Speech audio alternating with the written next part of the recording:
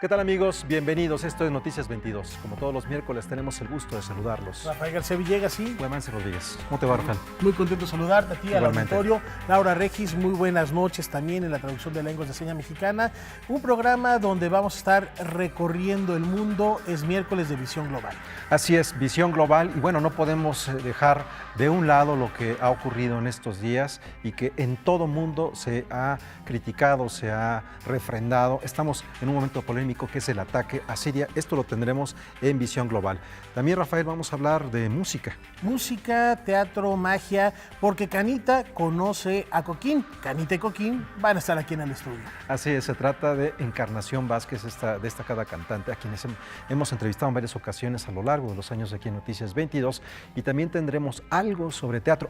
Ya lo compartieron, ya hablaron de ello ayer, Rafael. Así es, este proyecto que emula, pretende ser un homenaje a lo que hacía William Shakespeare en Gran Bretaña con The Globe, y ahora se está llevando teatro al aire libre, teatro en el parque, y eso es parte de lo que veremos. No es como estar en teatro de cámara, no es como estar tampoco en teatro de calle, sino que es una mezcla. A nosotros nos sorprende ver cómo la gente que va pasando por fuera de este espacio se asoma por las rendijitas a ver qué está ocurriendo adentro, qué locuras estamos haciendo, y eso, estamos muy contentos. La tempestad. Hamlet.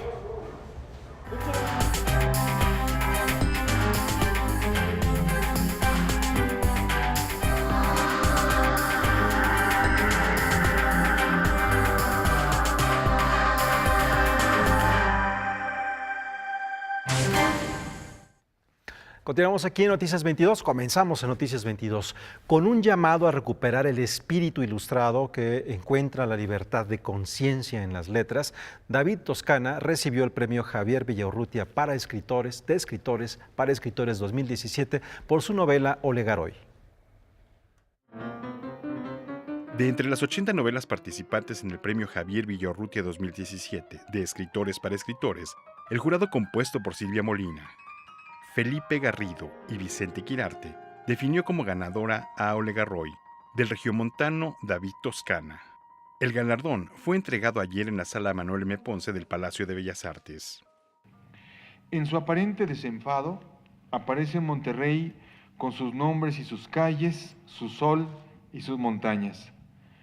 Solo transcurrida buena parte de la novela, nos enteramos de que la acción transcurre en otro tiempo.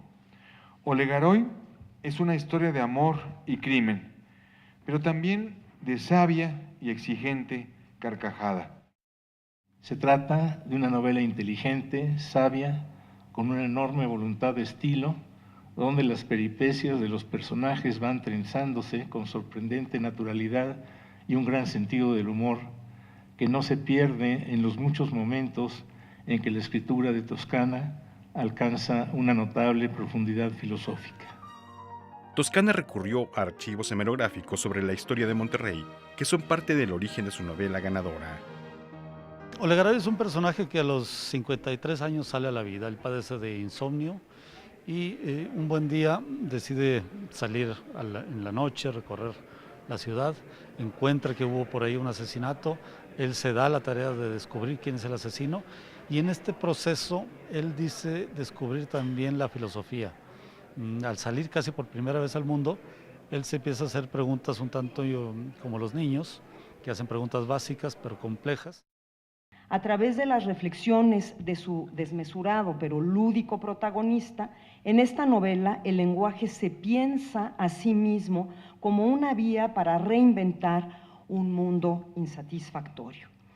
Querido David, en distintas oportunidades has reconocido tu filiación cervantina, que ve en la literatura un ejercicio de imaginación y creatividad e inteligencia, capaz de transformarnos y transportarnos a otras realidades a través del lenguaje. David Toscana recibió el premio de manos de la directora general del Instituto Nacional de Bellas Artes, Lidia Camacho. La novela piensa mucho en la muerte. El personaje visita un poco para huir de su insomnio visita las distintas capillas funerarias de Monterrey, porque ahí parece que encuentra mucho silencio. La gente dice que habla en voz baja, en susurros, y entonces lo que él no puede conseguir en la noche, trata de dormir en el día, pero hay mucho ruido, y entonces esto lo consigue en las capillas funerarias. Noticias 22, Víctor Gaspar. Y el programa Ibermemoria y la Fonoteca Nacional impulsan aquellas iniciativas, unos proyectos que buscan salvaguardar la memoria sonora, fotográfica y audiovisual de la comunidad iberoamericana. Por eso lanzamos esta convocatoria que tiene dos grandes rubros. Un rubro precisamente para la presentación de proyectos de preservación y acceso documental, y al mismo tiempo una categoría de profesionalización, formación y capacitación. 154 proyectos audiovisuales, fotográficos y sonoros se inscribieron en las dos categorías de esta convocatoria. El comité de dictaminación de la primera convocatoria de proyectos de preservación, acceso y salvaguarda del patrimonio sonoro, fotográfico y audiovisual del programa Ibermemoria Sonora y Audiovisual y Fotográfica que pertenece al Espacio Cultural Iberoamericano de la Secretaría General de Iberoamericana, reunidos en la Ciudad de México los días 16 y 17 de abril del año 2018, han decidido otorgar los apoyos de esta primera convocatoria a los siguientes proyectos. En la categoría de preservación y acceso documental, los seleccionados fueron Archivo de la Memoria Transargentina y digitalización y acceso público de archivos sonoros realizados por el musicólogo Carlos Vega y colaboradores entre 1931 y 1965. La categoría B, profesionalización, formación y capacitación. El proyecto que fue elegido fue Cine, Modernidad y Memoria, taller estancia para la preservación digital de materiales no ficción latinoamericanos. Cada uno de los proyectos seleccionados recibirá $20,000. Con información de Irma Gallo, Jocelyn Ontiveros, Noticias 22. Bueno, les vamos a comentar algo. En un evento que se antoja histórico, la República Popular China abrirá sus puertas al comercio mundial. ¿Y por qué decimos histórico? Bueno, basta ver un poquito de la historia de China. Por ejemplo, la dinastía Ming cerró sus fronteras a cualquier barco extranjero, lo que provocó un negocio de contrabando bastante fructífero para Europa. Y bueno, parte de esa necesidad o ese gusto que quería Europa por comerciar con China detonó las guerras de opio, parte de ello. Pero estamos hablando de que por siglos China se concentró más a sacar mercancías de su país que a comprar. Por eso es importante ver que las importaciones de México estarán presentes. Inteligencia artificial, robots, fábricas digitales, dispositivos móviles, instrumentos médicos y textiles serán algunos de los objetos que integrarán la primera exposición internacional de importación de China, que se llevará a cabo del 5 al 10 de noviembre en Shanghái. Esta será la primera exposición internacional para la importación celebrada en China. Es muy importante porque en el mundo hasta hoy ninguna potencia comercial ha realizado este tipo de exposición. China, como la segunda economía más importante del mundo, como el segundo mercado de consumo más importante de este planeta, realiza esta exposición precisamente para aumentar el comercio y la cooperación con el resto del mundo.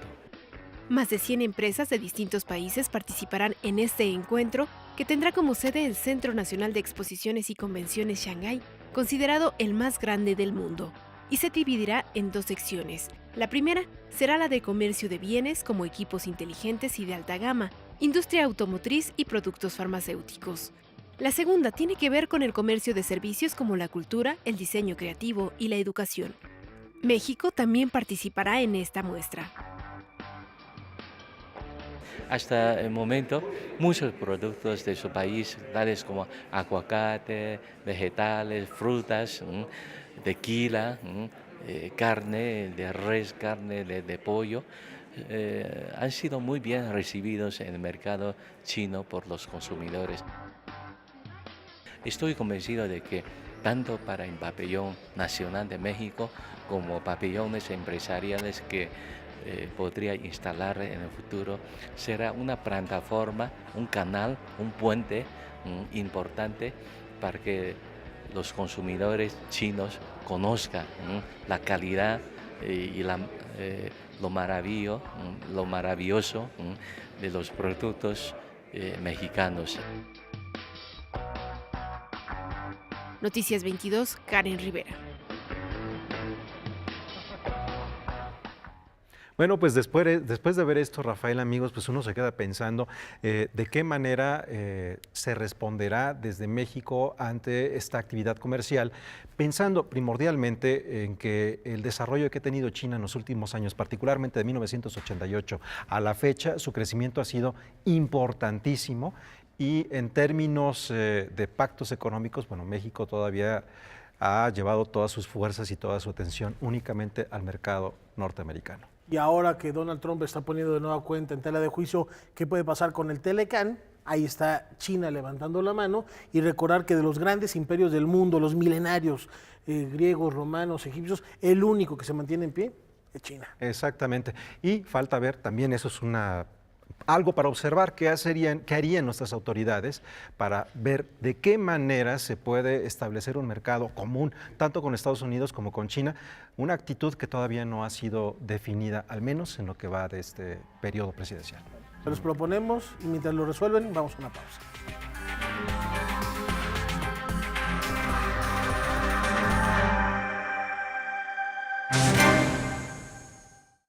Es un honor recibir en este espacio a Encarnación Vázquez y a Jorge Cervantes, Canita y Coquín, para los cuates. Canita conoce a Coquín, pero desde hace 11 años y ahora se reencuentran, regresan al Palacio de Bellas Artes con una propuesta que va a encantar no solo a chicos, sino también a grandes. Platíquenos, bienvenidos, gracias. Muchas gracias. Canita, Coquín. Es un Muy buenas gusto noches. estar de nuevo con ustedes. Pues estamos muy contentos celebrando casi 12 años de trabajar en este proyecto. Es un proyecto que nace con la idea de acercar a los niños y a público nuevo a las salas de espectáculos, a las salas de conciertos, y que se olviden de ese temor que a veces se siente de conocer algo diferente como es la ópera. A veces creemos que es aburrida la ópera, que hay que ser muy culto y saber muchas cosas, y no. Finalmente la ópera en el Palacio de Bellas Artes tiene la traducción, a la ópera se va realmente con entusiasmo, y pues este espectáculo está pensado precisamente para que los niños escuchen un concierto de ópera en donde todo puede suceder como sucede en el espectáculo sin límites, ¿no? Sucede magia, hay arias de ópera de Mozart, canciones de Manuel M. Ponce, de Cricri, todo aquel espectro musical que puede presentar un cantante de ópera, que en este caso es Canita, y Coquín se encarga de llevar a los niños por un viaje mágico en donde se les explica acerca de las tesituras. ¿Por qué no les platicas un poquitín? Les platicamos acerca de todos los avatares y todos los rituales que suceden en un concierto vocal, pero de una manera divertida, ¿no? Lo que hace un cantante antes del concierto, que calienta su voz, el pianista que calienta sus dedos en el piano. Les platicamos de los autores, ¿no? de Mozart, de Rossini, de Bizet, también los compositores mexicanos, porque en México también hay muy buenos compositores, ¿no? Y sé que además hacen cantar al auditorio. ¿Quién nos acompaña al piano? Eso también es importante. Es muy importante decirlo, el maestro Sergio Vázquez, que es un extraordinario pianista de la Compañía Nacional de Ópera, un pianista con una gran trayectoria y un excelente colega, un gran músico. Yo creo que algo muy importante que queremos decir es que es divertido, que los niños aprenden a vocalizar con nosotros, hacemos un ensayo de una vocalización, porque los cantantes de ópera no usamos micrófono. Entonces, bueno, hay que hacerles entender a los niños que hay una tarea de disciplina muy grande atrás del canto, pero que no es tan seria o tan ceremoniosa, sino que es natural cantar, y los niños cantan con nosotros dentro del concierto, los hacemos participar como parte del concierto. Debo decir que aquí la maestra está abusando, porque en la ópera no se habla, se canta. Ella en el espectáculo no habla, solo canta. Ok. ¿No? Y quiero saber quién fue el responsable, ya hace casi 12 años, ¿a quién se le ocurrió hacer magia y hacer ópera y hacer...? El guión es del maestro Francisco Méndez Padilla, un musicólogo, conocedor de la ópera, es quien hace los subtítulos de las óperas aquí en México. El guión es de él, digamos que las payasadas las puse yo. La magia. La magia la puse yo, pero el guión es del maestro Méndez Padilla y es el productor de este espectáculo. Y el canto lo pongo yo con el maestro Sergio Vázquez. Maestro Sergio Vázquez. Es un espectáculo en el que se divierten no solo los niños, toda la familia, toda la familia. Eso es importante, es un espectáculo pensado a partir de los 3 años. En adelante. 3 años de los en 3 adelante. a los 80 años. Ok, yo estoy en ese rango, entonces no hay problema, no voy a decir en qué parte. Bienvenido, bienvenido. Y lo más importante, ¿dónde, cuándo y cuánto? Porque de verdad cuando escuchen cuánto van a decir, no es posible, sí es posible. Nos presentamos por única ocasión, eso es importante decirlo, en el Palacio de Bellas Artes, en la sala principal, el próximo sábado 21 a las 12 horas. Los precios son muy módicos, Danita. Son 90, 70 y 40 pesos. Es muy barato y además con los descuentos habituales para estudiantes, para los maestros y los personas mayores.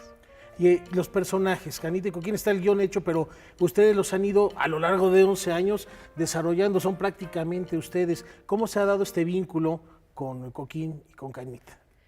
Pues de una manera muy natural, porque nos hemos conocido a lo largo de los años, pues desde luego en la ópera de Bellas Artes, y surgen los nombres de Jorge, de Coque, Coquín, de Encarna, Encarnita, Canita.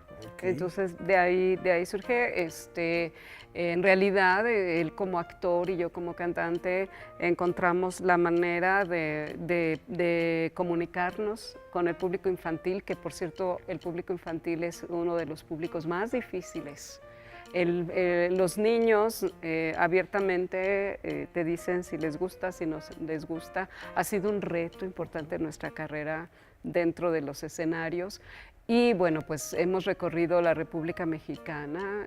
17 estados, 25 ciudades en 11 años. Wow. Y desde el primer día que lo hicimos hasta ahorita, la respuesta increíblemente del público es la misma.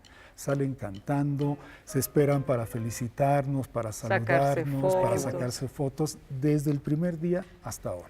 Y quizá para mí una de las cosas más satisfactorias es haber logrado que los niños, o ver niños que salen del teatro cantando como cantantes de ópera, salen vocalizando. Y haber hecho la selección es muy difícil. Sabemos, Mozart tiene óperas, cuando era un niño escribe su ópera, Bastián y Bastiana, pensando en niños también. Pero no es fácil hacer una selección de óperas que lleguen precisamente, no les van a cantar Strauss o no les van a cantar Wagner. No. Escogimos material de muchísima calidad y de hecho es un reto para mí hacerlo porque canto arias de Mozart, de las bodas de Fígaro, de Bastián y Bastiana, canto del Barbero de Sevilla de Rossini, canto de la ópera Carmen. ¿El largo alfabeto? Es una voce poco fa. Y el repertorio no es un repertorio escogido así solamente fácil, ¿no? No, es un repertorio difícil, pero al explicarles la historia desde que Mozart era niño, como ellos son niños, que Bastiani, que Cherubino es un niño también, los vamos atrapándolos poco a poco. Le explicamos también al público que la ópera se canta en muchos idiomas, incluido el nuestro, y que mágicamente en un recuadro arriba aparece lo que en el escenario se dice en otro idioma. Entonces todo eso, todo el ritual de la ópera lo estamos compartiendo con el público, ¿no? Pues, es información para atraer el público. No tengan miedo, vengan. Es un espectáculo muy lindo, no solamente para la gente que ya acostumbra a ir a las salas de conciertos, sino para la gente que nunca ha asistido a la sala principal del hermoso Palacio de Bellas Artes. Enganchados ya estamos, les agradecemos mucho su presencia. Gracias. 21 de abril, 12 del día, sala principal del Palacio de Bellas Artes. Única función. Única función. Aprovechen la Ya oportunidad. aparte sus boletos cuanto antes, Canita, Coquín. Muchísimas gracias. Al contrario. Y con esto nos vamos a una brevísima pausa.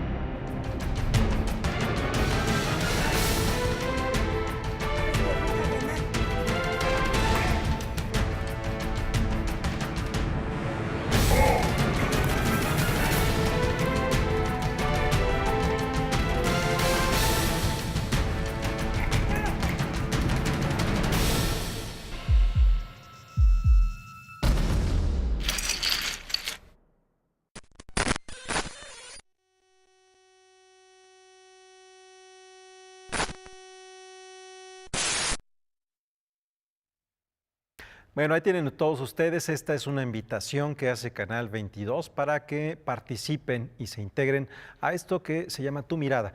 Bueno, básicamente en esta época de intertextualidad, que lo mismo tenemos citas de un video, de una página electrónica, de un libro, de una película o de una serie, lo que buscamos es cómo se construye la mirada a partir de todos ustedes de esto que llamamos el mundo de la cultura. Tu Mirada en Canal 22, participen, el tiempo es corto, así que cuanto antes hay que llenar este imaginario con Tu Mirada. Y además una cosa importante, como lo decía Michel Franco, este famoso director de cine, cualquiera que quiera hacer una película o lo que estamos promoviendo, hacer algo audiovisual con cultura, está un teléfono, a un smartphone, a un teléfono inteligente de distancia. Así que la convocatoria está abierta y si no, hagan lo que quieran, pero el chiste es hacerlo. Y a continuación les presentamos la segunda entrega de este reportaje que preparó Salvador Perches a propósito del teatro en el parque, un homenaje a The Globe de Shakespeare aquí en México. Al igual que la mayoría de los teatros de la época, The Globe era una construcción sin techo para la parte del proscenio, lo cual impedía las representaciones los días lluviosos. Por esta razón, y a causa del frío del invierno, el teatro solo funcionaba durante el verano mientras durara la luz del día.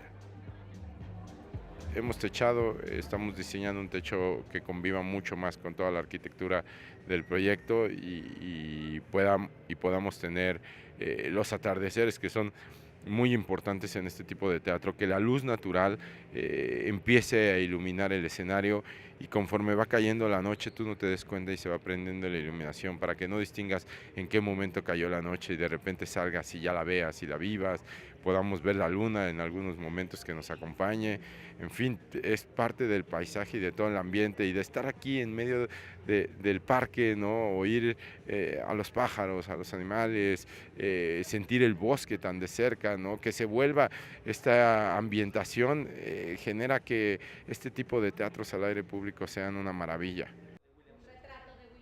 Teatro en el Parque tiene un aforo de aproximadamente 500 personas y está situado en la explanada del Museo Tamayo. La temporada inició con una obra producida ex profeso para el recinto, Romeo y Julieta de bolsillo, dirigida por Alonso Íñiguez. Romeo y Julieta de bolsillo es la obra que producimos para esta primera temporada de Teatro en el Parque y la idea es cada año ir produciendo más, ¿no? Yo creo que el siguiente año nos dedicaremos a producir por lo menos la mitad de la cartelera que mantengamos y la otra se seguirá manteniendo invitaciones porque creo que también es importante. Pero obviamente como era este primer paso, este primer paso de Teatro en el Parque, también quisimos dedicarnos mucho a la producción en sí del espacio, del concepto, del evento en sí, de la experiencia, más que de las obras de teatro. Obviamente no queríamos quedarnos sin, y la obra infantil con la que abrimos, que es Romeo y Julieta de bolsillo, es una producción nuestra y creo que funciona muy bien. ¿Hasta cuándo estas discusiones con los vecinos? No podemos llevarnos toda la vida como perros y gatos por una pelea que ya nadie recuerda. Para recrear la magia de esos teatros que contribuyeron al desarrollo y expresión cultural, Teatro en el Parque ha diseñado un espectacular espacio con el objetivo de evocar una atmósfera isabelina.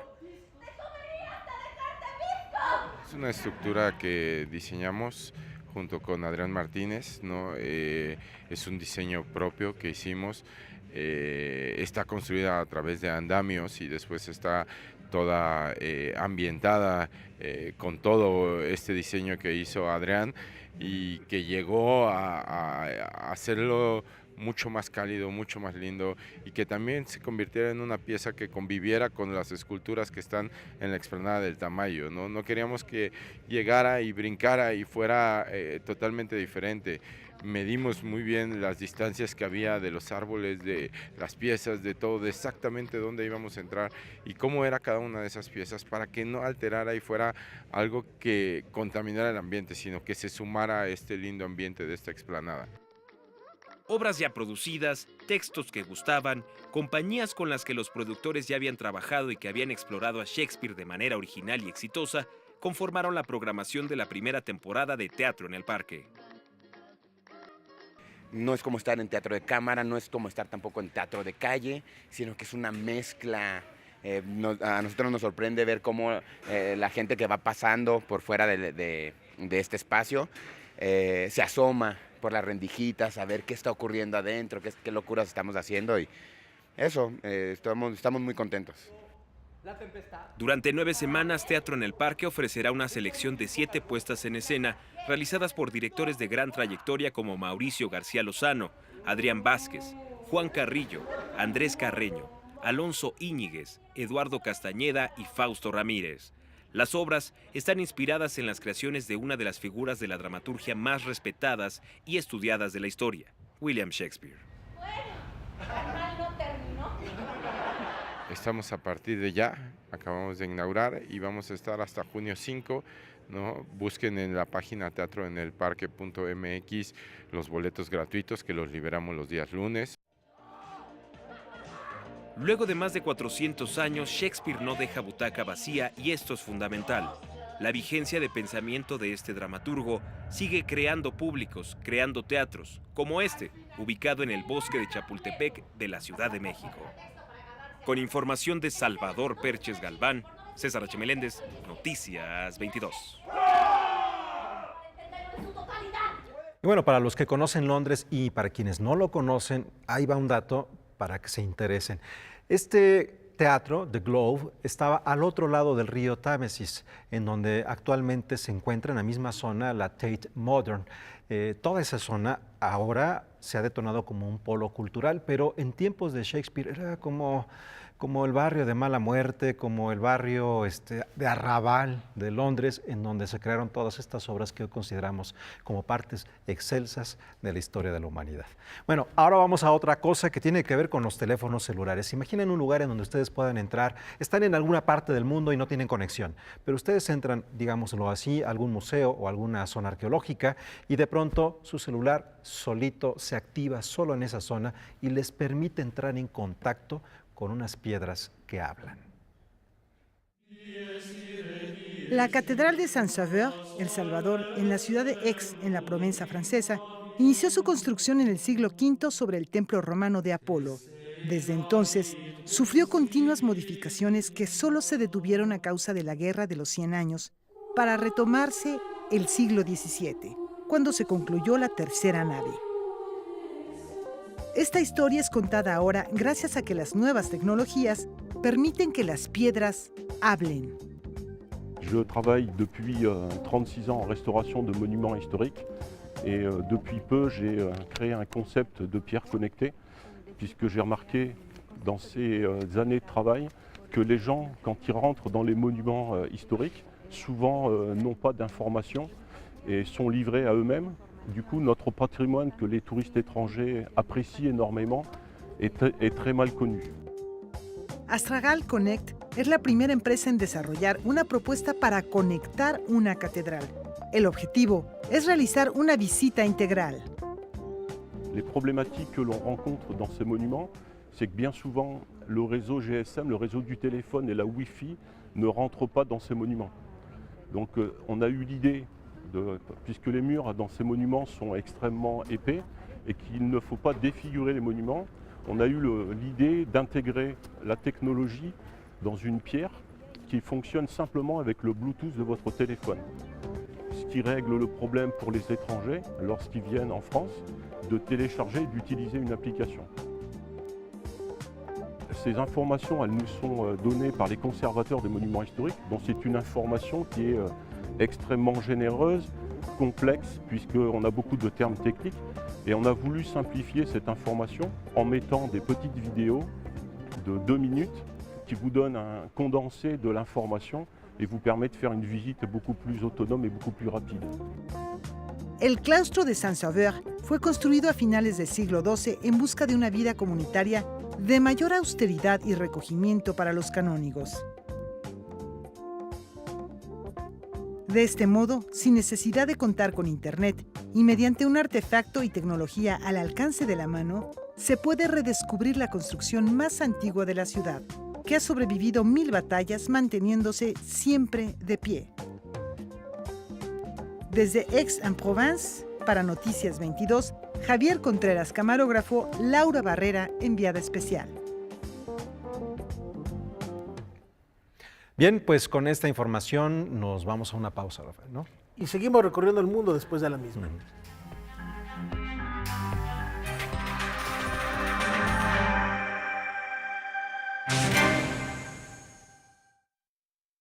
Continuamos con la inercia internacional, es miércoles de Visión Global. Hacemos un recorrido por el mundo para aterrizar después en Cuba y Siria con Ileana Rodríguez Santibáñez. Científicos de la Universidad de Portsmouth en Inglaterra y el Departamento de Energía Renovable en Estados Unidos han diseñado una enzima con la capacidad de comer tereftalato de polietileno, mejor conocido como PET. Este descubrimiento parte del estudio de una enzima natural utilizada en un centro de reciclaje en Japón. Se espera que en un futuro, la enzima pueda erradicar gran parte del cúmulo de desperdicios plásticos en el mundo. La instalación de amapolas de arcilla que adornaban los campos alrededor de la Torre de Londres desde 2014 tendrá una sede temporal. Se trata del Fuerte Nelson, ubicado en Hampshire, en Inglaterra. Las flores representan los soldados perdidos durante la Primera Guerra Mundial y, de acuerdo con el diseñador Tom Piper, esta pieza ha sido reinterpretada y se ha convertido en una ola que simula el levantamiento de los soldados al salir del búnker. La obra permanecerá en su nuevo hogar hasta finales de junio. Cada año, durante el primer domingo de abril, los griegos originarios de Ponto recuerdan a sus difuntos colocando manteles llenos de comida que degustan sobre sus tumbas. Esta tradición, que además celebra la resurrección de Cristo, data de hace cientos de años y fue llevada a Grecia con la llegada de los inmigrantes de Turquía y la Unión Soviética a principios del siglo XX. La celebración incluye cánticos y un brindis con licor griego conocido como ouzo. Tras 10 años de gobierno, Raúl Castro cede su mandato en Cuba al actual vicepresidente Miguel Díaz-Canel, tras registrarse como el único candidato a la presidencia del país. Este jueves, Díaz-Canel tomará posesión como nuevo dirigente y se convertirá en el primer gobernante de Cuba que no lleve el apellido Castro en casi 60 años.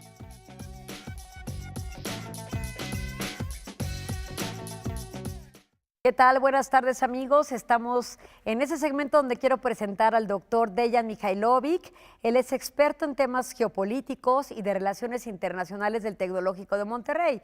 Y Dejan, aunque el tema de hoy es Siria, no podemos pasar por alto el relevo generacional con el nuevo presidente de Cuba. ¿Podrías, por favor, un poco explicarnos, te damos la bienvenida, que nos comentes sobre Cuba un poco antes de entrar a Siria? De acuerdo, muchísimas gracias por la invitación, un placer estar aquí contigo. Pues efectivamente, lo que pasa hoy, el día de hoy y mañana, con la Asamblea Nacional del Poder Popular y el relevo en la presidencia, en la jefatura del Estado, es un gran cambio, ¿no? Por primera vez tenemos a alguien que no se apellida Castro en estos 60 años de una revolución plagada de retos y amenazas al mismo tiempo. Yo veo esto como una señal bastante positiva en términos de acelerar un poco las reformas en Cuba en todos los ámbitos, tanto político, económico, etcétera, etcétera. Y además el fenómeno de descentralizar los poderes.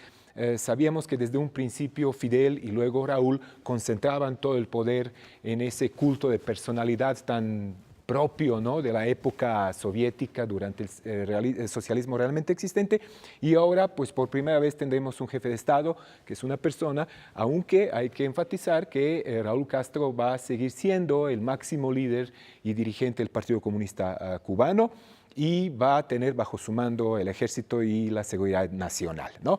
Cuba ahora tiene que estar muy atenta a lo que pasa en su vecindario inmediato. Hay 6 procesos electorales en el escenario latinoamericano. Está México, está Colombia, Venezuela, Paraguay, Costa Rica, Brasil.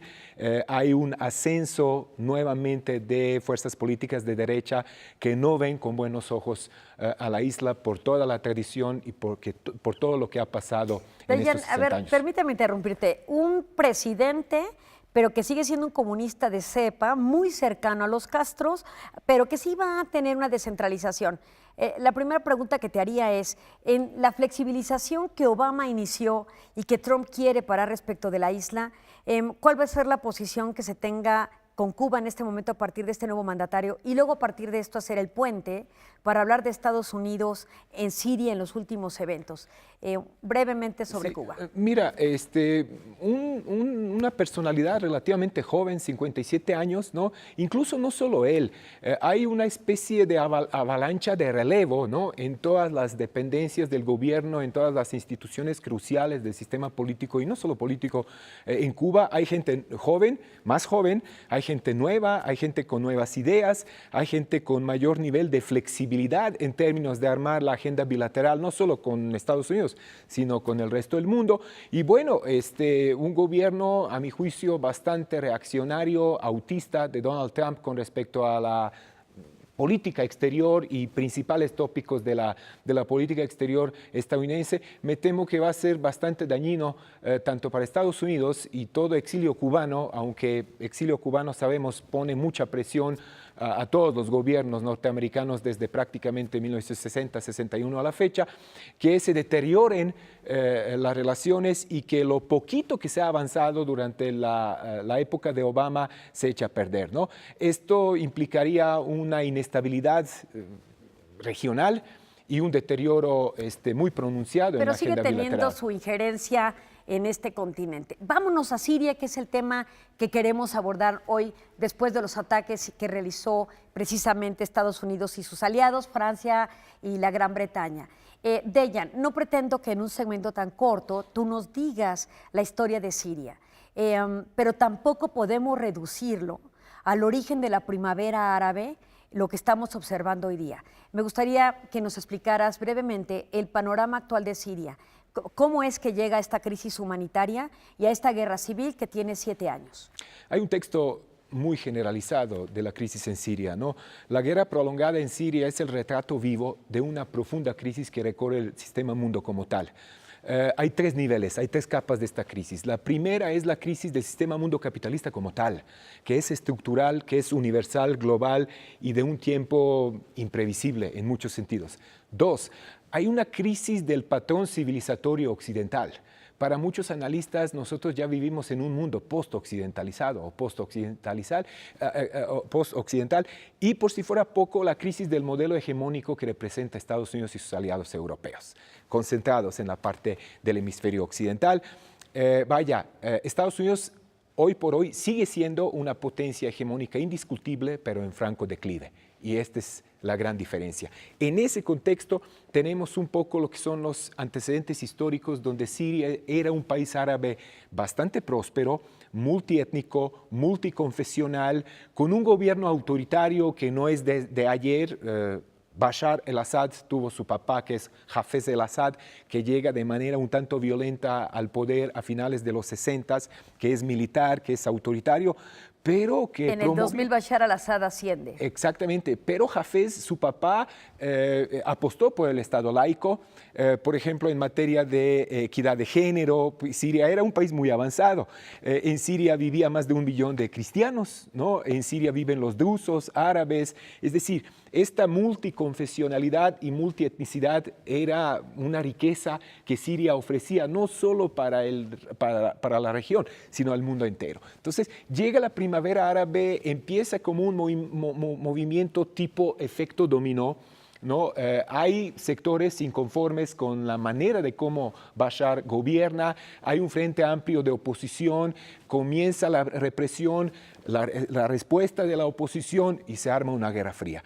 En 2011 nosotros tenemos una guerra civil, convencional que evolucionó y se convirtió prácticamente en una guerra permanente, mediante la cual se preserva el orden de fuerzas en Medio Oriente. Y esto nos lleva a que es un conflicto armado no internacional, porque es algo local, es una guerra civil, pero es un conflicto armado no internacional que se ha internacionalizado, permitiendo la injerencia de 2 potencias en particular, Estados Unidos y por otra parte Rusia. ¿Cuál es la leitmotiv o qué es lo que motiva a estos estados a participar en el conflicto sirio y luego inmediatamente abordar el tema de las armas químicas, Dejan? Sí, mira, los que estamos metidos en geopolítica nos gusta mucho usar una herramienta que se llama la escala geográfica, ¿no? Cuando tú dices la guerra civil en Siria, pues es una fractura de un país, o sea, es una confrontación interna de las fuerzas políticas en confrontación, pero de esa escala Estado-nacional, el conflicto afecta a la región y tenemos la escala regional con involucramiento de varios países que aspiran a ser potencias o líderes regionales, y son 4, no son pocos: Israel, Turquía, Arabia Saudita e Irán. Cada uno de estos países tiene sus intereses muy bien definidos y utilizan a Siria como una especie de polígono para medir fuerzas. Y nuevamente ahora proyectamos esto a la escala global, donde hay una confrontación implícita entre 2 potencias nucleares, ¿no? Estados Unidos, que prácticamente manda en Medio Oriente, y hay hubo dos países que Estados Unidos tradicionalmente nunca pudo adiestrar para ajustarlo a sus intereses. Fue Irak, vimos lo que pasó, y fue Siria, y estamos viendo lo que pasó, y falta uno más, que es Irán. Por otro lado, los intereses estratégicos de Rusia de Putin, que no es Rusia de Yeltsin, hay una gran diferencia. En relativamente pocos años Rusia recuperó su liderazgo a escala global, se convirtió en una potencia militar indiscutible, y entonces los rusos tienen su base aérea y naval en el puerto de Tartus, que es la única base que los rusos tienen en los mares calientes, por así decirlo, y Siria, que curiosamente no alberga grandes reservas del petróleo, pero Siria es un camino. Siria tiene una posición cortas hacia ¿no? Israel y sales al Mediterráneo. Eso ya no bordeas el continente africano. Eso es precisamente. Y entonces, o sea, los principales motivos de tanto sufrimiento del pueblo sirio ahora, que son miles de personas que mueren semana a semana, mes a mes, que es un conflicto que puede ser detenido, puede ser solucionado. La ONU, la comunidad internacional, dispone de instrumentos y de mecanismos para convocar una conferencia pacificadora de a de veras, no como Estaban las negociaciones en Ginebra. Sí, en Ginebra, en Bruselas, pero realmente fueron una farsa, ¿no? Honestamente. Y en ese sentido, cuando vemos la configuración de las fuerzas, ¿no? Estados, actores no estatales. Por encima de todo esto viene la lucha contra el terrorismo, el Estado Islámico, que es una moneda de cambio en muchas ocasiones. Está Jabhat al-Nusra, que es una especie de sucursal de Al-Qaeda en Siria, ¿no? Están muchísimos servicios de inteligencia y está ampliándose y la capacidad también del Estado de los kurdos, ¿no? Hay varios ingredientes la cuestión kurda, que hacen más compleja la situación en el territorio sirio. Por mencionar un ejemplo, durante el 2011 los kurdos estaban en contra de Assad, formando parte de un amplio frente para flexibilizar el régimen o incluso acabar con él. Hoy los kurdos sirios son un aliado de Bashar al-Assad porque sufren la incursión del ejército turco, ¿no? Y la violación por parte de los turcos en cuanto a la soberanía, ¿no? o la integridad territorial turca. El conflicto sirio no es un conflicto predominantemente de origen étnico, religioso, cultural, etcétera, etcétera. Es un conflicto económico-financiero. Hoy en Siria se confrontan dos grandes proyectos de cómo trasladar los energéticos y los recursos, gas natural, el petróleo. Por un lado está el proyecto de Irán, los kurdos que se involucran, el norte de Siria para llegar a Líbano. Los aliados son Hezbollah, kurdos, Irán y el gran patrón que sería Rusia. Y otro proyecto que viene de la vena wahhabi de Arabia Saudita, ¿no? El reino de Arabia Saudita, Qatar y las petrocracias. Armas químicas, 2013, cientos de muertos por el uso de armas químicas. Se firma provisionalmente el Tratado de la Prohibición de Armas Químicas por parte de Siria. Se llega a la semana pasada donde nuevamente parece ser que hubo un ataque con armas químicas y es el elemento que detona el ataque que vimos la semana pasada televisado en diferentes formatos. Uso de armas químicas en Siria, ¿argumento o excusa de intervención por parte de Occidente? Mira, armas químicas forman parte de este arsenal bélico para la destrucción masiva, pero cuando las comparas con armas nucleares, armas químicas son armas de los pobres. Y dicho sea de paso, ¿sabes quién usó por primera vez armas químicas en la zona de Medio Oriente? Los británicos en 1917 en la zona de Sinai en contra del ejército otomano durante la Primera Guerra Mundial. Entonces hay un historial, ¿no? Y hay cola que pisar por todos lados, no solo Bashar. Siria sí albergó importantes arsenales de armas químicas precisamente por la hostilidad tradicional que se tiene con Israel, que dicho sea de paso es una potencia nuclear. Eso no justifica que Bashar siga almacenando armas químicas. En 2014, en 2015 hubo diferentes visitas, sobre todo de la Organización Mundial para la Prohibición de Armas Químicas, para comprobar que se han destruido los arsenales existentes. Que en este momento todavía no llegaban al lugar a verificar la existencia de las armas químicas. Si había evidencia, con el ataque que hubo por parte de Estados Unidos, Gran Bretaña y Francia, pues ya no existe evidencia de saber si había o no, y entonces podría ser una excusa para participar en el conflicto directamente y tener sanciones mucho más agresivas por parte de los aliados en contra de Siria y, por supuesto, impactar a Rusia. ¿Cuál puede ser la consecuencia de esta incursión reciente? ¿Cuál va a ser la reacción? ¿Qué esperas tú? Mira, es muy interesante lo que estás planteando porque en términos tácticos, ¿no? Yo creo que el último bombardeo del fin de semana pasado tuvo un valor nulo. 103 o 105 misiles Tomahawk crucero que cayeron en 3 lugares donde no destruyeron nada porque ya no había nada que destruir. Y que es la segunda ocasión que incursionan, porque en el primer año de Trump ya había habido una incursión también. Exactamente. Y una intervención militar con Estados Unidos a la cabeza. Hay que recordar a nuestro auditorio que desde 2012-13 prácticamente Estados Unidos encabeza una amplia coalición de países, más de 60, que está interviniendo militarmente para reprimir el avance del terrorismo y para obligar a Assad a abandonar el poder. En ambos casos yo creo que fracasaron rotundamente.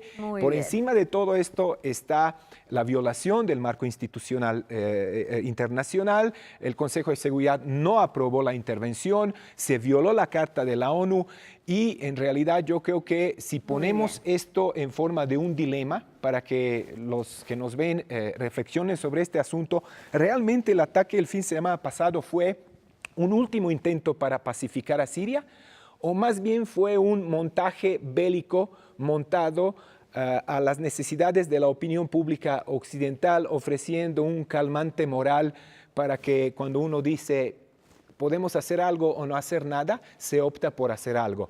Pero seguir bombardeando con el fin de pacificar es completamente imprudente y contraproducente. Bueno, Dejan, pues el escenario da para mucho más, pero vamos a estar atentos para una segunda invitación, que ojalá que el motivo no sea otra vez otra incursión militar que puede impactar a los civiles y por supuesto generar mucho más inestabilidad en la región que impida la negociación que tendría que ser recuperada. Bueno, pues ahora les dejamos precisamente con Rafael y con Wemansin. Les agradecemos la atención y por supuesto a ti, Dejan, el haber estado con nosotros en este segmento de Visión Global. Gracias. Fue un placer. Gracias a ti, Ileana, fascinante, Dejan, muchas gracias por estas reflexiones que nos compartes. Si ya los bombardeos nos habían dejado mucho que pensar, yo creo que con estas reflexiones todavía más que analizar a propósito de cómo se está escribiendo la historia del futuro el día de hoy. Bueno, con esto llegamos al final de Noticias 22. Los despedimos con un recuerdo al compositor húngaro Milos Rosas a 111 años de su nacimiento. Él nació en Budapest cuando todavía formaba parte del Imperio Austrohúngaro allá de 1907 y fue compositor de grandes bandas sonoras como Ben-Hur, como Cuba Dis, como Ivanhoe y así lo recordamos esta noche. Gracias, Weman. Gracias, Rafael. Gracias Laura. Nos vemos el día de mañana.